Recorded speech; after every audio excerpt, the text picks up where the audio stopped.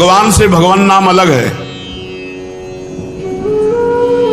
लेकिन भगवान नाम से भगवान अलग नहीं है। जैसे हम बोले राम, तो राम का नाम अलग हुआ और राम जी अलग हुए, लेकिन राम नाम से राम जी अलग नहीं हो सकते। भगवान से नाम अलग है, लेकिन नाम में भगवान अभिन्न है, विराजमान है। इसलिए जो नाम जप कर रहा है वो हर समय भगवान के सानिध्य में है। हम बोल रहे राधा राधा, तो राधा किशोरी हमारे जिह्वा में राधा नाम रूप में विराजमान है। नाम के अंदर भगवान है और भगवान के अंदर सब ज्ञान, ऐश्वर्य, माधुर्य, प्रेम सब कुछ समाया हुआ है। अर्थात नाम जपने वाले को समस्त ज्ञान, ऐश्वर्य, माधुर्य, लीला सब कुछ प्राप्त हो जाएगा।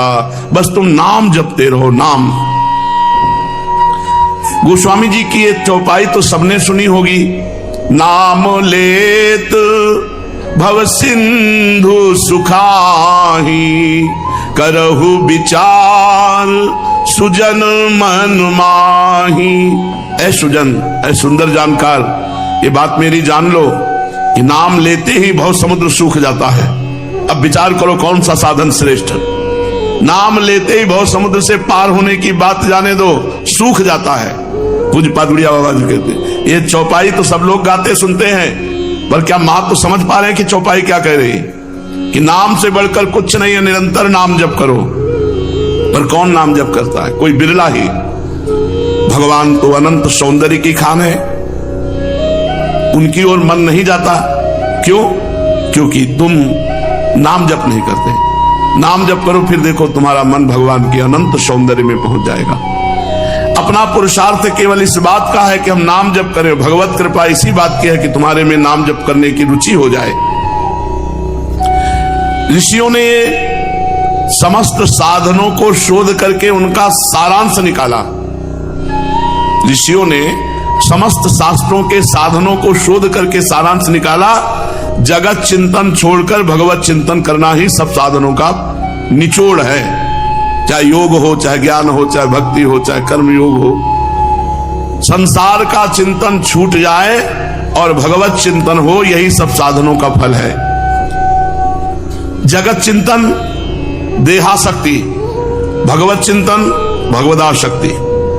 भगवत चिंतन करने से ये देह भी दिव्य हो जाता है, देह भी दिव्य हो जाता है। सर्वदा जो भगवान का चिंतन करते रहते हैं, भगवान नाम की रट लगा देते हैं, कलयुग स्पर्श नहीं करता ऐसे साधकों का। नहीं तो कलयुग के स्पर्श मात्र से बुद्धि भ्रष्ट हो जाती है। कलयुग कर्म न धर्म विवेकु, राम नाम अवलंबने को। कलयुग में धर्म कर्म सब विशेष फलदायी नहीं रह गए, केवल भगवान नाम। कलयुग केवल नाम आधारा, सुमिर सुमिर नर उतरे। केवल भगवान नाम। जो जितना अधिक नाम जप करेगा उतना ही अधिक उसे आनंद की अनुभूति होगी। पहले पाप नष्ट हो जाए। पापों का नाश होने के बाद आनंद मिलता है। इसलिए जब तक नाम जप में तुम्हें आनंद ना मिले तो समझो नाम तुम्हारे पापों को भस्म कर रहा है। जिस दिन पाप नष्ट हो गए उस दिन आनंद में डूब जाओगे। बिना भगवान शंकर की कृपा के हरि नाम में प्रीति नहीं होती, हरि चरणों में प्रीति नहीं होती। अगर किसी की हरि चरणों में प्रीति है तो देवाधिदेव महाशंकर ने की आराधना हुई है। पीछे बड़े बड़े महापुरुषों के जीवन चरित्र में पाया गया कि वो शिव आराधन में तत्पर रहे। पूज्य राधा बाबा, नरसिंह मेहता जी, बड़े बड़े महापुरुषों को भगवान शंकर की कृपा से, हरि भक्ति की कृपा से धाम नाम में प्रेम, राधा नाम में प्रेम, राधा धाम में प्रेम। तो जिसको हरिनाम में प्रीति ना हो रही वो भगवान शंकर से प्रार्थना करे, भगवान शंकर की आराधना करे, निश्चित हरिनाम भक्ति उसके हृदय में जागृत हो जाएगी। नाम जागृत हो जाएगा, हरि भक्ति जागृत हो जाएगी। अयोध्या वासियों से भगवान श्री राम बैठाल करके हाथ जोड़ के कहते हैं, और वो एक गुपुत मत सब ही कहो कर जोरी, शंकर भजन बिना नर भगति न पावई मोरी, जा पर कृपा न करही पुरारी, सो न पाव मुनि भगति हमारी।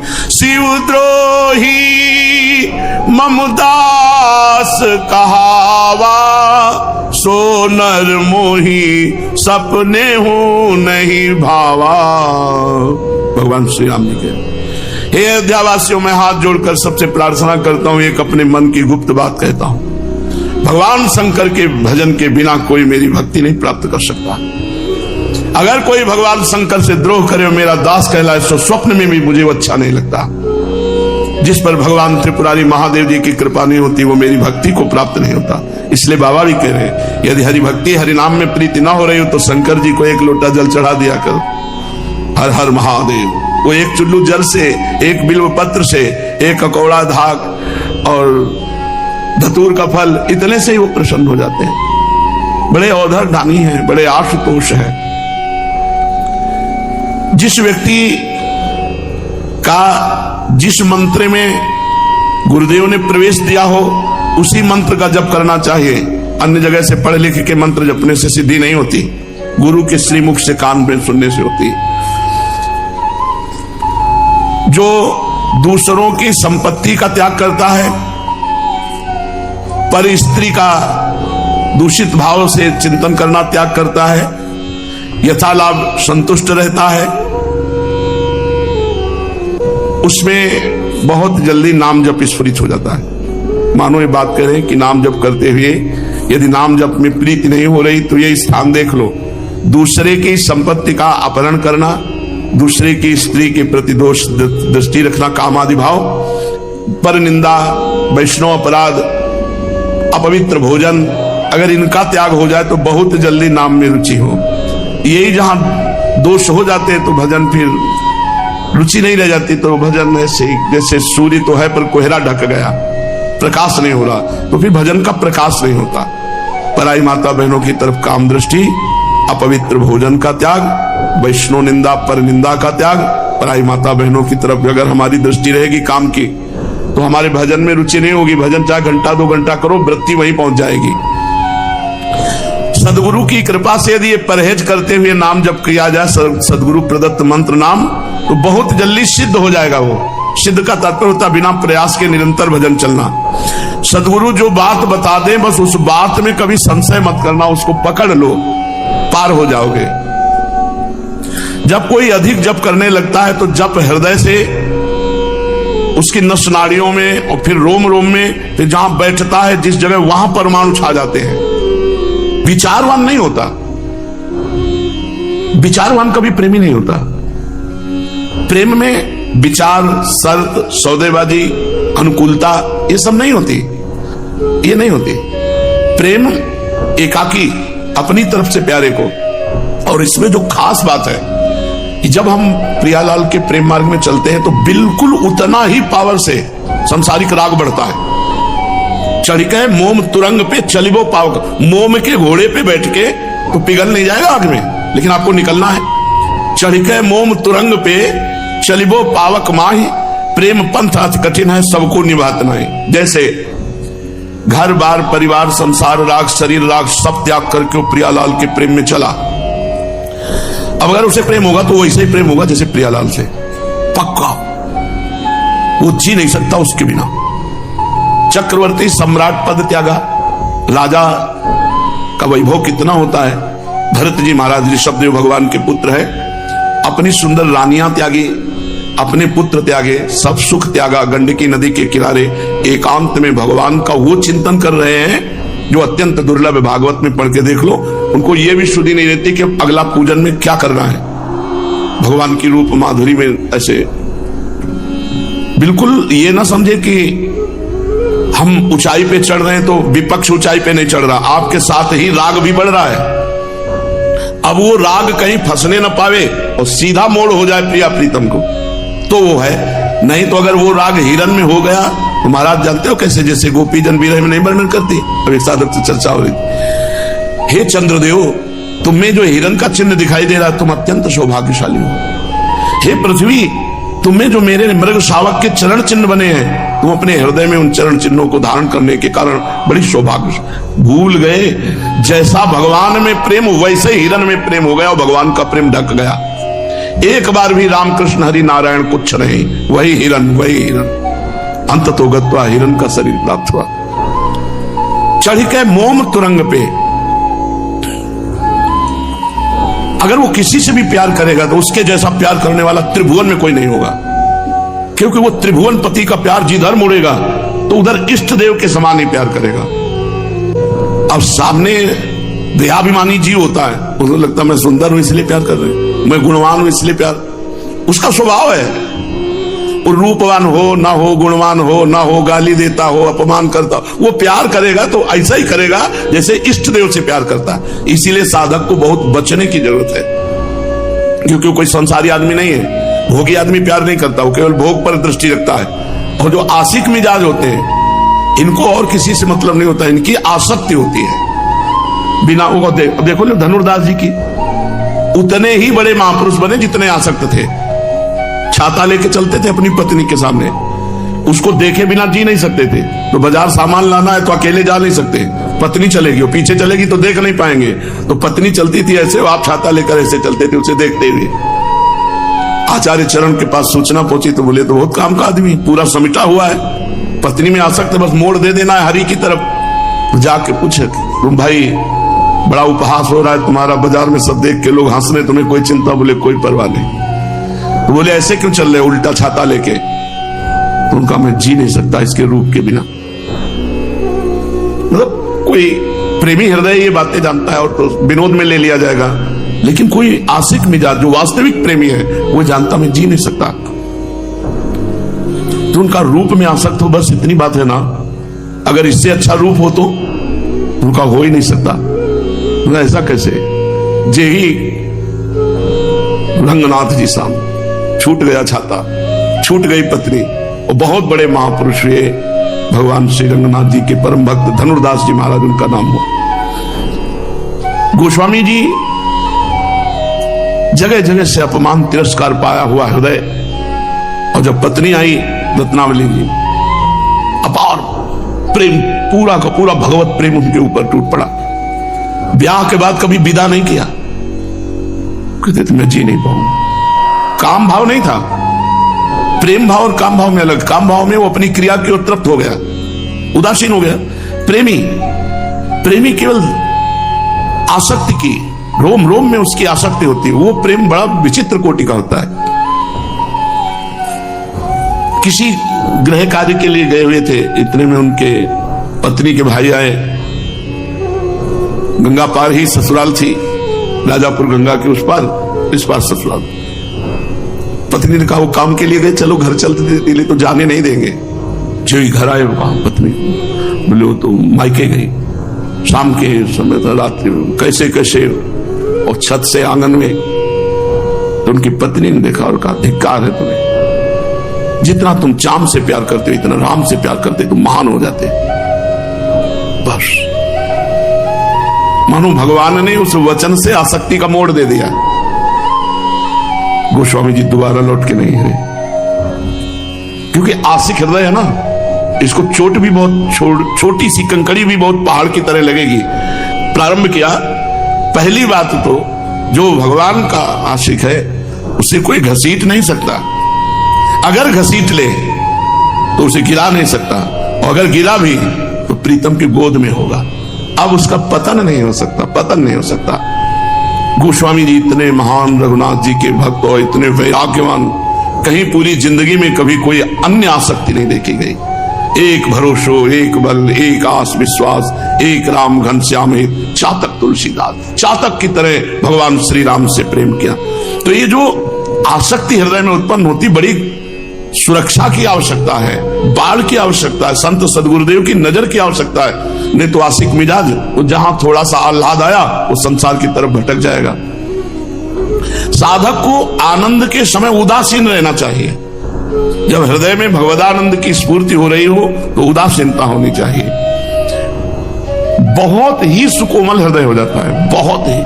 कोई झूठ से उससे कह दे हम आपके बिना जी नहीं सकते, आप चले गए तो हम कैसे रहेंगे, और इतनी गंभीरता से इस बात को लेता है कि वैसे तो नहीं, अगर हम चले भी गए तो श्री जी तुम्हारे साथ रहेंगे। अंदर से संकल्प क्या बना, हम चले गए तो श्री जी तुम्हारे साथ रहेंगे। श्री जी से साथ दिला दे, तुम्हें पता नहीं चला, अब तुम्हारी पूरी बागडोर श्री जी के हाथ में पहुंच गई। संतों का हृदय एकदम, कहा तो गोस्वामी जी ने कि मक्खन के समान होता है, लेकिन कहा कविन पर कहे न जाना, क्योंकि निज परिताप द्रवई नवनीता और पर दुख द्रवई सो संत पुनीता। जो दूसरे के दुख को देखकर द्रवित हो जाए वही संत। तो ये जो साधुता का मार्ग है, पूरा निर्वाह करना बहुत कठिन है, क्योंकि पता नहीं जीवन की मोड़ पर कौन आकर के बोल दे कि मैं आपको बहुत प्यार करता हूं, उसका आशिक मिजाज स्वीकार कर ले कि हाँ ये प्यार करता हूं, मर गया पूरा। क्योंकि वो मोड़ पूरा होगा, अधूरा जीवन रहा नहीं है, अनन्य जीवन रहा है। तो अगर वो एक प्यार करेगा तो पूरा राम जी की तरह अनन्य होके करेगा, जैसे हिरन में भरत जी ने किया, पुरंजन ने पुरंजनी से किया, पूरा मतलब अष्ट प्रहर सेवा पूरी। कोई समझ नहीं सकता, नहीं समझ सकता, नहीं समझ सकता। हो सकता है तुम्हें देख के लगे कि बहुत नीच इंसान है, इस रूप में इतना गिरा हुआ। वो गिरा हुआ नहीं है, वो इतना आसक्त चित्त है कि उसकी महानता को तुम जान ही नहीं सकते हो। एक संत का रिक्शा में बैठा पति पत्नी जा रहे थे, पत्नी की तरफ उसकी और पीछे रिक्शा के लगे। पति धार्मिक प्रवृत्ति का था, वो बिल्कुल ऐसे जैसे बछड़ा गाय के पीछे लगा हो। रिक्शा रुको है, क्या बात है, आप पीछे क्यों दौड़ रहे? तो कुछ नहीं, आप जाइए। बोले आप हमारी पत्नी को देख रहे हैं ना? बोले बस इस रूप ने ऐसा मुझे घसीटा कि बस मुझे यही लग रहा है मैं हर समय देखता रहूं, हर समय देखता रहूं। पीछे पीछे उसके घर तक रिक्शा हुआ। रूपा शक्ति, बड़ा बावरापन चढ़ता है प्रेम में, और इस प्रेम को आर पार प्रियाजू तक पहुंचा देना केवल गुरुदेव के शासन में दम है, अन्यथा नहीं नहीं, वो कहीं भी फंस जाएगा।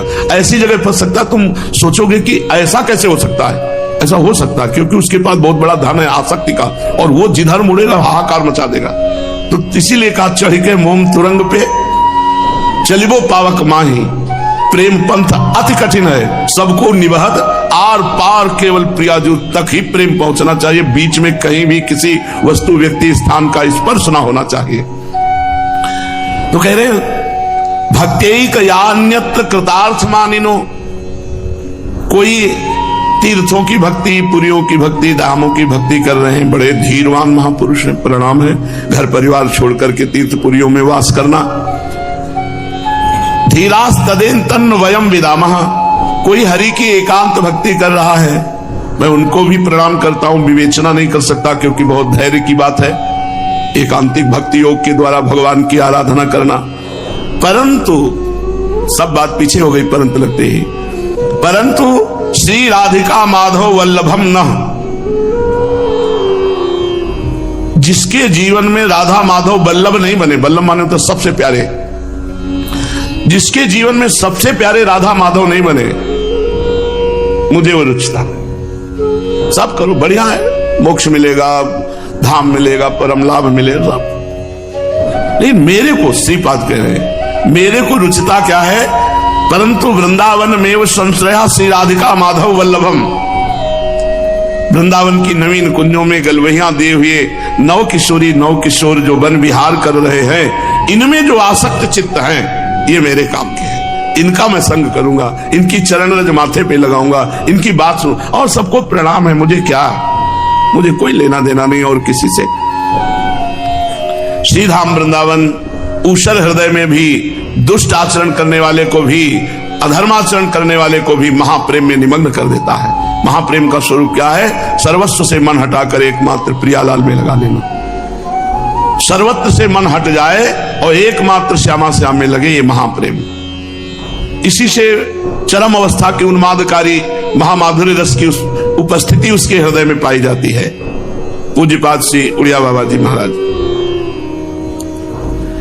इष्ट देव के अनंत नाम है, अनंत रूप है, किंतु हमारा गुरु प्रदत्त नाम और रूप में ही अनन्य प्रेम होना चाहिए, अन्य नहीं।